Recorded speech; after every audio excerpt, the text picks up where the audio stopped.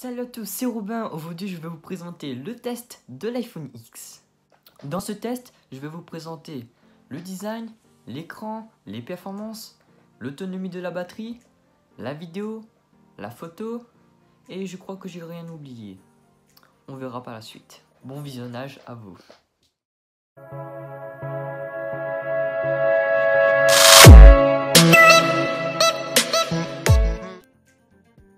Alors franchement, au niveau design, j'ai rien à dire.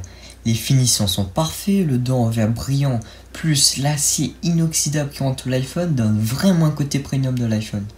Au début, j'avais peur de trouver l'iPhone trop petit pour moi, car j'avais un 6 Plus, mais franchement, je trouve plus de confort avec le X que le 6 Plus. À mes yeux, c'est vraiment la taille parfaite. Les deux petits défauts que je peux trouver, c'est qu'il prend beaucoup les traces de doigts, et aussi il a été élu l'iPhone le plus fragile au monde, donc il vaut mieux porter une coque de protection vu le prix de l'iPhone.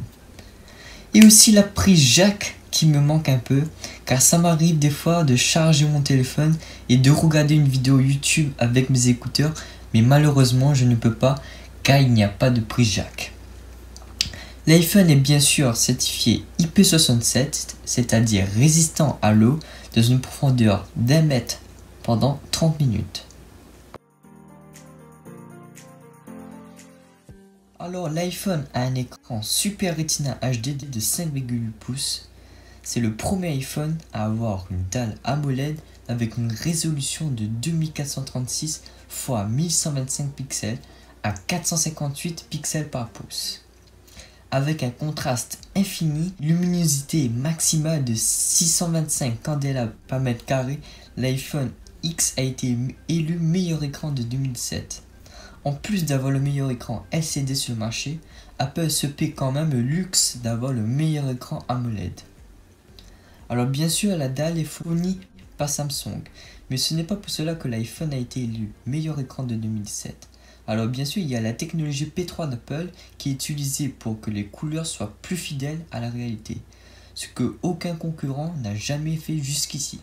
Contrairement à Samsung, les couleurs sont saturées sur leurs écrans.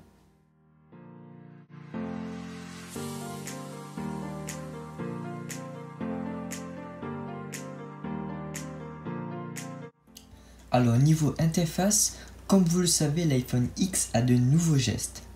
Un slide de bas en haut pour quitter une application. Pour afficher le multitâche, on refait pareil, mais on marque une pause au milieu. Mais il y a un autre geste, bien sûr, plus rapide, qui est celui-là. Et pour fermer les applications, il faut appuyer longtemps sur les applis et fermer en appuyant sur le moins, mais on peut aussi glisser vers le haut. Le centre de contrôle se trouve maintenant en haut à droite. Et pour afficher les notifications, ça n'a pas changé. C'est toujours en haut au milieu ou en haut à gauche aussi. Il y a aussi des gestes assez utiles comme passer d'une application à une autre en faisant un slide en bas de l'écran vers la droite ou vers la gauche. Ou revenir sur une application qu'on a fermée en dernier en faisant un geste rapide de bas en haut vers la droite. Pour éteindre, on appuie sur le volume de bas et le bouton verrouillé. Et pour faire une capture d'écran, on appuie sur le volume de haut et le bouton verrouillé. Donc, comme vous le pouvez voir, les gestes sont assez simples et rapides. Il faut juste s'habituer rapidement. Personnellement, en 5 à 10 minutes, je maîtrisais tous les gestes. Je rappelle quand même qu'il y a toujours la 3D Touch qui est disponible depuis l'iPhone 6S et que je n'utilise pas personnellement. Alors parlons de l'encoche en haut ou plutôt de la barre noire en haut de l'écran. Pour toutes les personnes qui disent que l'encoche gâche le design de l'iPhone, moi je dis à ces gens-là, soit ils n'ont jamais vu réellement l'iPhone de leur main au moins pour 5 minutes, ou soit c'est des personnes qui détestent Apple. Car franchement l'encoche on l'oublie rapidement à l'utilisation. Personnellement ça ne me dérange pas d'avoir une barre noire en haut, au contraire ça différencie l'iPhone des autres marques comme Samsung, LG, Huawei ou encore OnePlus, qui sont tous presque identiques. Il y a juste la taille d'écran qui change. Mais si je vous montre au loin tous ces téléphones, vous ne saurez jamais quelle est la marque du téléphone. Alors que si je vous montre la face avant de l'iPhone X, vous allez tout de suite le reconnaître grâce à la barre noire en haut.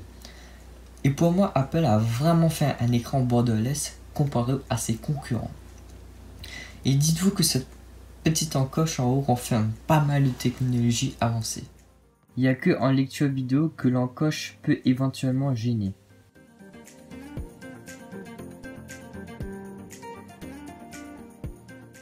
Dans cette encoche, on retrouve Face ID, qui est la plus grosse nouveauté de l'iPhone X, qui est le nouveau mode de déverrouillage de l'iPhone.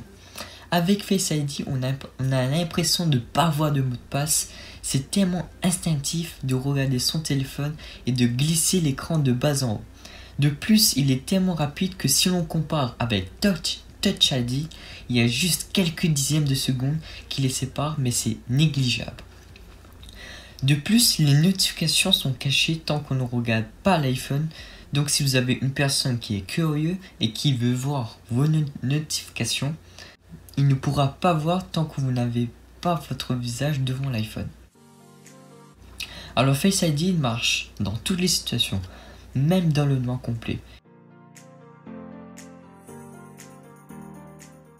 On peut également utiliser Face ID pour les animojis.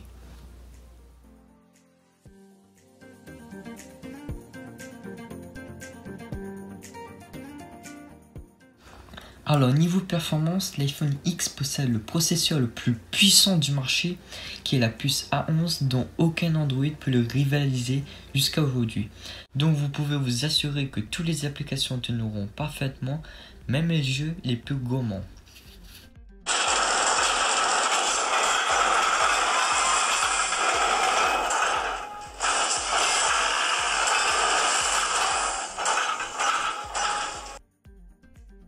Cette performance peut vous permettre de faire tourner des jeux avec de la réalité augmentée, comme de voir un robot se battre contre un autre, ou tirer en sniper, ou encore placer des objets en grandeur réelle dans votre pièce.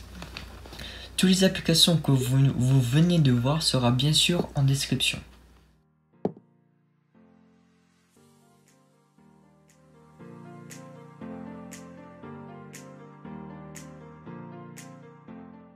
Maintenant, passons à la photo qui est un élément primordial pour un téléphone.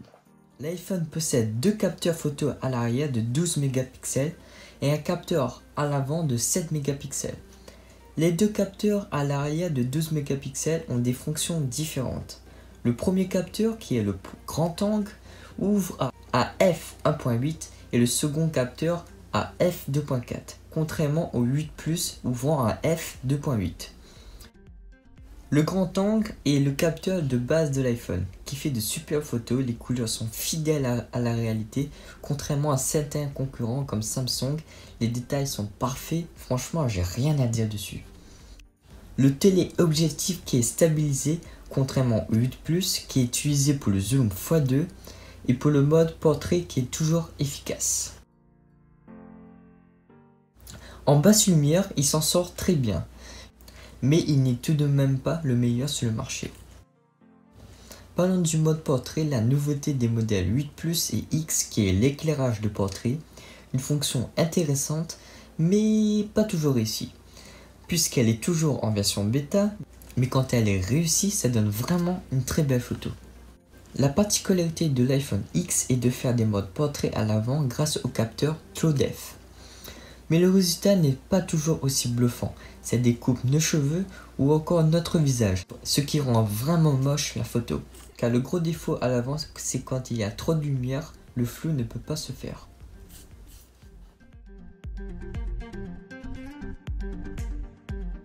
Côté vidéo, on a aussi une nouveauté, maintenant on peut filmer en 4K à 60 fps, c'est le premier téléphone qui arrive à faire ça, je vous fais passer un extrait.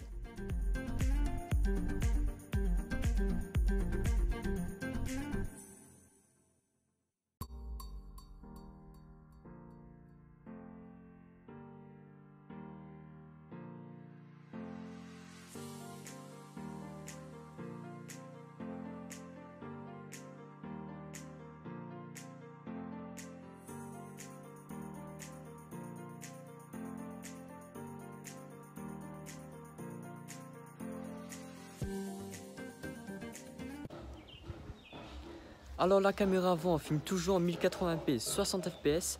Dommage qu'il n'y a pas de 4K cette année, mais c'est pas grave. Vous avez un aperçu de la qualité du micro. Bien sûr, il n'y a aucune modification. On peut voir quand même des tremblements sur le côté, car la caméra avant n'est pas stabilisée. On a une autre nouveauté aussi côté vidéo. Maintenant, on peut filmer en 1080p 240 fps. C'est vraiment du lourd. Je vous fais passer un extrait.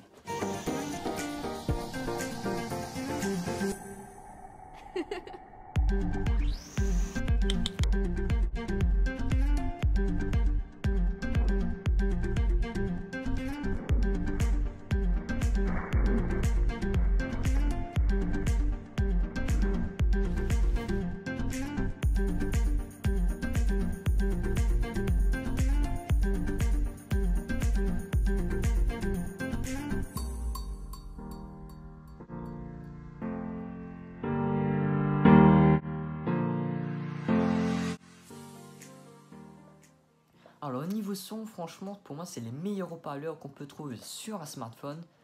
L'iPhone a des sons stéréo qui sonnent vraiment très fort. Je vous fais passer un extrait contre l'iPhone 6.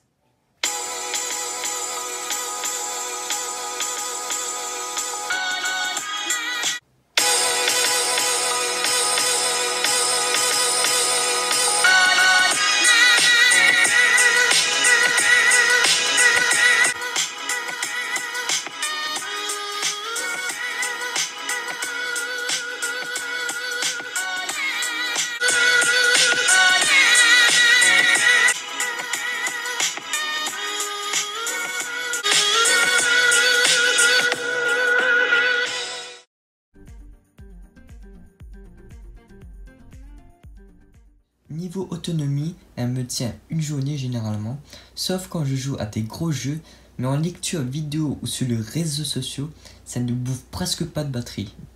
D'ailleurs, quand l'iPhone est verrouillé, elle ne perd pas de pourcentage de batterie.